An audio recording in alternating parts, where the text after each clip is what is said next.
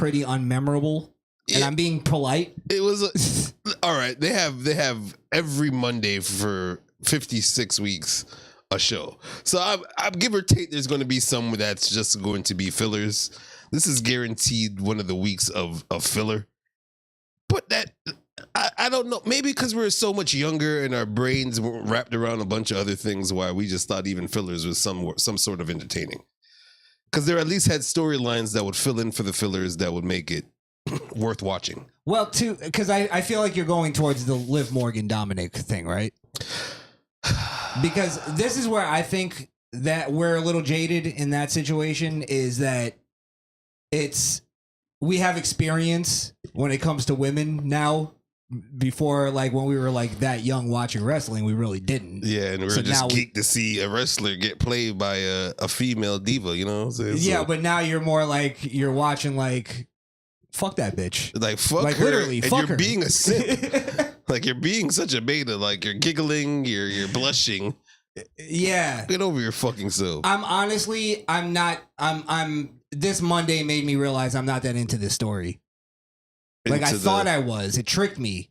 And I fell for it. Where I was like, oh, this might be like... Because we were talking about it. Yeah, Eddie in China, the whole thing. But then I forgot Dominick, as hated as he is, as good of a heel as he is, he's not as good of a talker as Eddie was. No. So he's not as good of an actor as Eddie was. I'll give it to him, though. When he did start smiling and he had to catch himself and the way he caught himself... You can see him almost like getting misty eyed. He goes, "Oh shit, I'm not a baby face." Like, fuck, let me. Hey, I don't like you. I like Rhea. You know what I'm saying? Yeah. He did at least do those kind of gestures that made it some sort of believable to watch. Good point, and it also did good on the storytelling of sowing the seeds that he may have like eyes for somebody else. He may have eyes for someone else, a younger girl. This gives a reason for Rhea to come back and have some sort of match against Liv. Other than the fact that she threw a fucking chair 5 feet away from you and your shit. But I guess I'm more in the storyline in this way, that it's almost like when you see it happening in real life, something going on. Yeah. As a man, you're like, I don't get into the gossip, but I'm waiting for that shit to blow up because that's going to be hilarious. But it would be better. See, I think the thing was also back in the day, it was never woman versus woman for a man more than it was man versus man for a woman, which made it more pleasable for us as dudes to watch. Now this is some catty bad girls club shit. But are they really vying for the attention of a man, or are they vying for the attention of a cook? Like somebody they can sort of wrap around their finger. To be honest, it was a better storytelling before Liv opened her mouth and was like, "Oh, this is all a part of my tour." All right, you're a tour of being a fucking whore. So you're just trying to gather up all the fucking guys and be a whore. That's what the tour means. This shit is trash now. She should have never said that. This is a part of being on the advanced tour. She's going on a gangbang tour. My vengeance is to fuck every dude in the locker room. Give a fuck if they're married or not. Well, I get the feeling she's trying to play off the AJ Lee thing. Remember, because she kind of had. You even alluded to it earlier. She had a little thing with Braun. Braun, yeah. Strowman, where I was getting the vibe of Kane. AJ. She's trying to like tame a fucking monster. Yeah, but why you go from beginning of the show fucking with Dom to the middle of the show fucking with Braun, and it's just Finn being a cop block to both. Like it's really nothing in between, bro. So it's just another way of, they think these writers, I don't know what age bracket these writers are in. They're definitely, I think the youngest one in there has to be like 52. Just from the way they're writing these shits, bro. This is what happens, because this happened in Hollywood as well. This is what happens when nerds start writing love stories. Nerds who only fantasized about love and never actually had a relationship with a woman. That's why in all of their storyline, that's why the whole Divas thing, it's all from the perspective of a nerd who looked at women like they were strong and powerful. They were untouchable, untainable. Yeah. That's the fucking homos that are writing this shit. Not dudes who actually went out and banged bitches. You know what I mean? It's not that anymore. It should have been a dude saying, yeah, the Val Venus, we need another character like that. The one that's in there to slay the fucking divas. Well, look who's writing that shit. Vince McMahon, the coxman himself. Vince Russo. The ultimate coxman.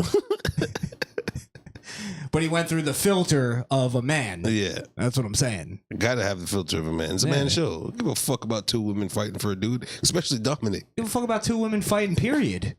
Gives a shit. Unless it's a bras and panties match. That's what I'm saying. Unless there's sex involved. Yeah. And they're not selling sex anymore. They're selling athleticism. That's stupid. From women. That's gay.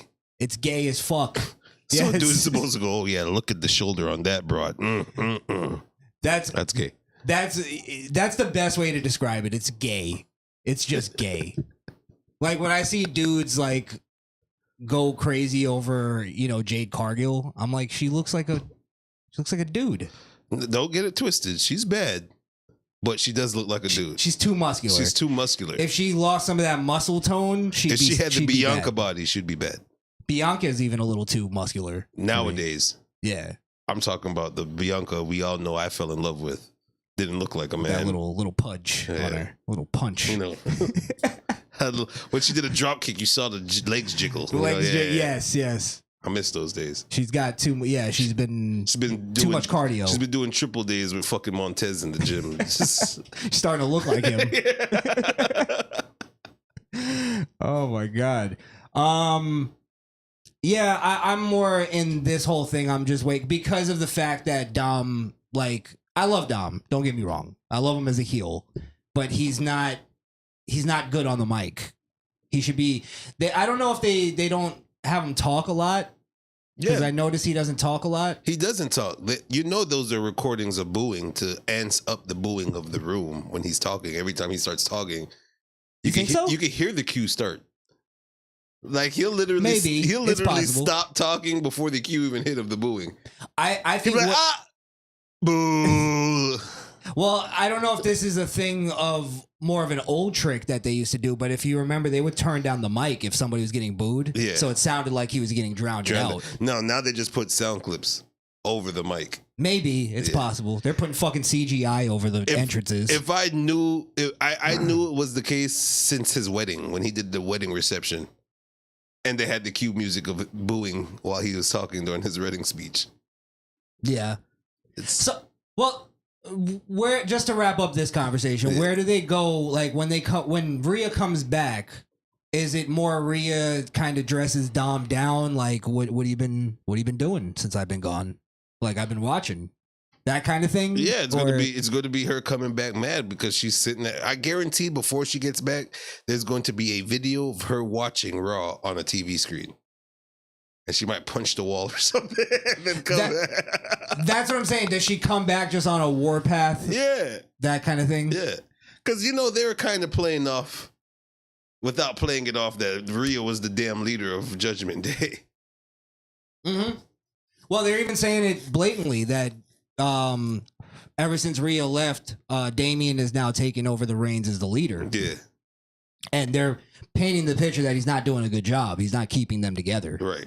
So does Rhea now also that brings up the question, does Rhea when she comes back, because I assume they're waiting for her to come back to split up Finn and Damian. Yeah. So how does she play into that? What side does she lie on? She'll just be a rogue. So that's kind of her character already. That's why she got chosen to be in Judgment Day.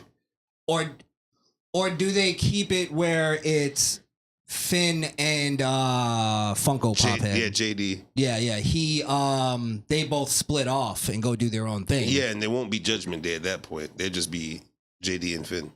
Yeah, but then the rest still stay Judgment Day. No, then Damian will go out just to be solo. Do a solo thing. Solo world champion. And he's still friends, though, kind of with Rhea. Yeah, Rhea will go out. Rhea probably come back and say, what the fuck happened to you guys? Y'all didn't hold me down. Like, she probably blame all of them for Liv. You let Liv come in and interfere with everything.